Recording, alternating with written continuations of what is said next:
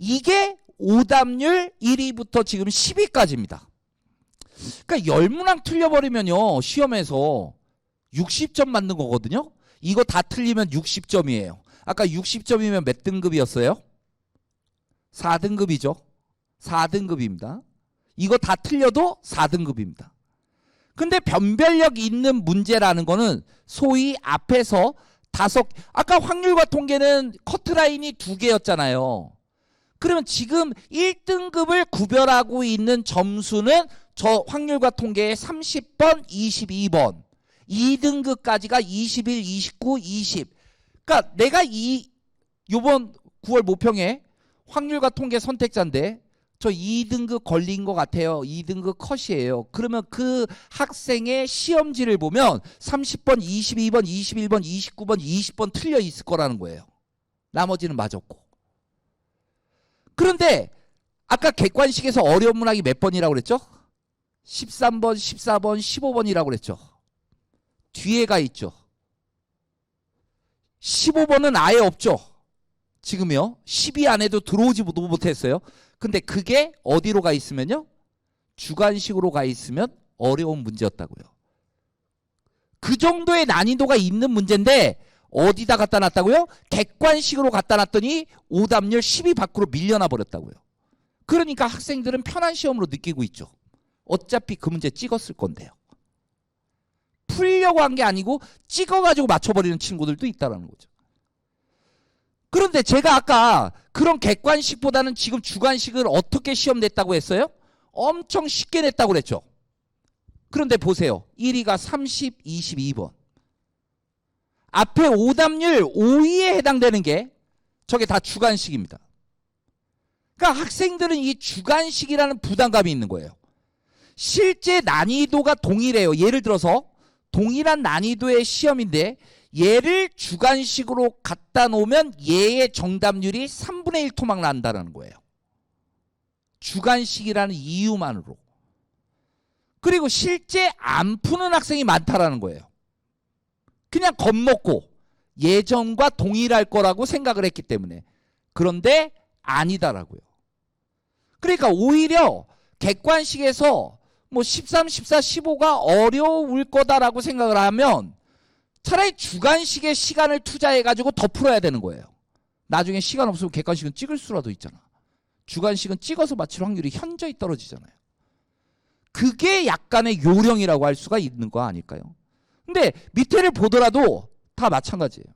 즉 다 주관식인데 미적분은 28번이 객관식입니다.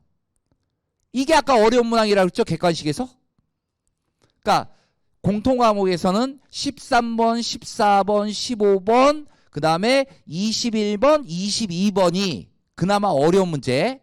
3개, 2개 객관식, 주관식이었다면 선택 과목에서는 28번이 어려운 문제 객관식에서 주관식은 30번이 어려운 문제입니다. 그런데 딱 여기 객관식이 오답률 4위로 올라와 있죠.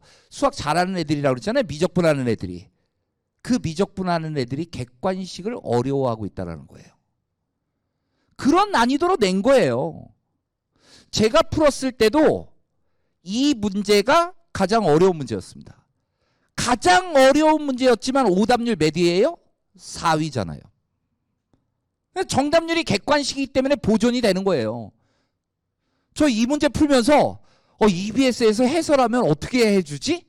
이 고민했던 문제예요. 바로 풀 수 있는 상황이 아니었습니다. 객관식인데 답을 넣어보면 딱 나와요. 답이 2번이거든요. 1번이면 어떻게 되지? 2번이면 어떻게 되지? 얘가 답이네? 답은 골라요. 그냥.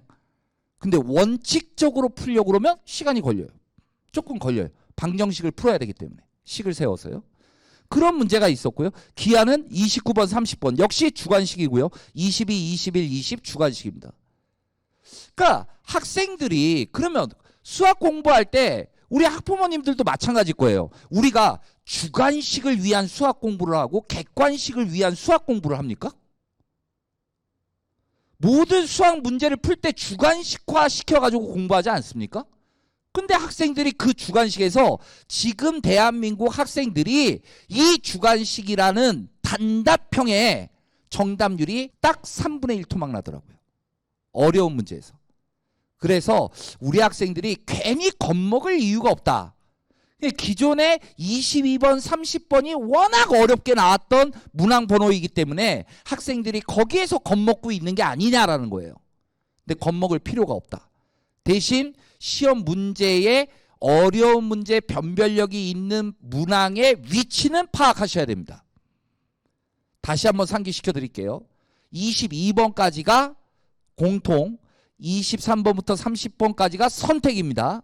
어려운 문항 객관식이 어디 있다고요? 13, 14, 15. 어려운 주관식 어디 있다고요? 20, 21, 22. 그 다음 선택 과목 객관식 28. 그 다음에 선택 과목 주관식 어려운 거 29, 30. 제가 언급해드린 번호가 9문항입니다. 거기에서 승부가 다 나게 돼 있는 거예요. 나머지 문제는 아무것도 아닙니다. 오답률 이상하게 나왔던 거 그거 상당히 이상한 겁니다. 저 11번이 다 걸렸잖아요. 모든 학생들한테. 그러니까 딱 넘기면서 겁먹은 것 같아요. 딱 넘기면서 예를 보는 게 아니고 딱 넘기면서 어떤 문제가 있지 여기 보니까 아 이거 장난 아니네 이거죠. 그러면서 겁먹은 게 아닌가 싶어요. 그리고 주관식으로 넘어갔겠죠. 그리고 다시 만만한 문제를 풀려고 시도했겠죠. 분명히 이 지금 시험지 구성이 작년 수능과 올 6월과는 조금 비슷하고 작년 수능과는 완벽하게 차이가 있거든요. 그래서 학생들이 적응을 못했을 것이다. 이런 말씀을 드리고 싶은 거예요. 그래서 이런 문항들 잘 보시고 내년에 우리 아들, 딸들이 시험을 봤다 그러면 너 몇 번 틀렸어? 물어보세요 한번. 그래서 공부를 어떻게 뭐에 포커스를 맞춰야 될지를 알 거 아닙니까? 저 학교에서 상담을 할 때는요. 저는 그냥 와서는 절대 상담을 안 해줘요.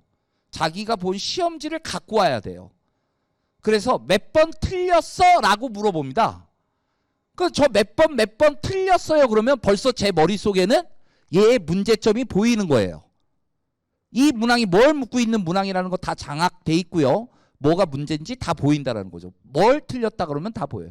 근데 대한민국의 시험지가 다 마찬가지예요. 국어 선생님도 마찬가지고요. 국어 선생님도 몇 번 틀렸어 그러면 틀린 문항이 뭔지 알아요. 영어도 몇 번 틀렸어 그러면 너 빈칸 추론 틀렸네 이렇게 나와요. 문항의 위치에 딱 배치되게 돼 있다라는 겁니다.